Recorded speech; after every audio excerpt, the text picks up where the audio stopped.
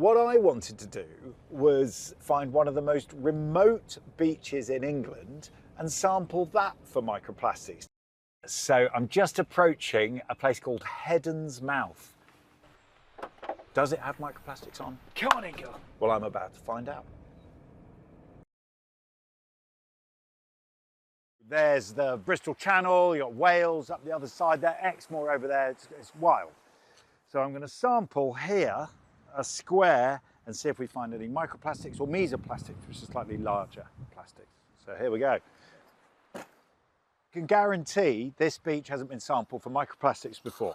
And that's the whole idea of the big blue bags. We get loads of people out sampling for the distribution of microplastics. Why is it important? Was 1,300 marine species we know are affected by microplastics. You okay, girl? You okay? It's very, very significant that we figure out where all the microplastic is, where it's distributed. I'm trying to figure out if I look like a hard-charging, thrusting young scientist saving the planet, or just a bonkers old man on a beach sieving gravel. Dog sampling. Right, that's going in. I think that is.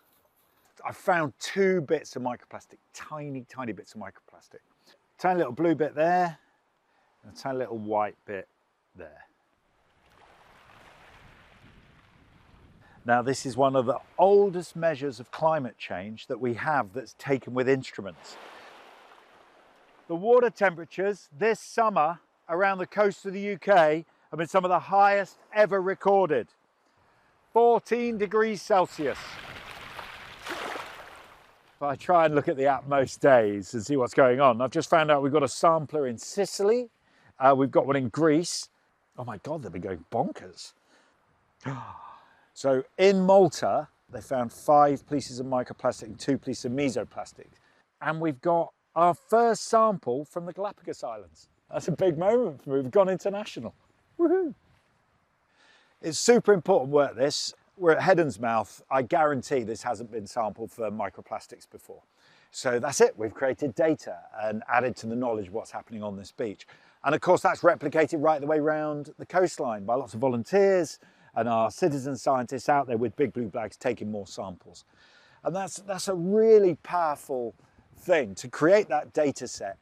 With data comes knowledge, with knowledge comes power, because then we can address where microplastics are gathering in huge numbers. We can understand what's happening with water temperature. So by contributing, you're making a difference. You're empowering the scientific and conservation community to do something about it. So all I'd say is get yourself a big blue bag, get out there, and together we can turn the tide.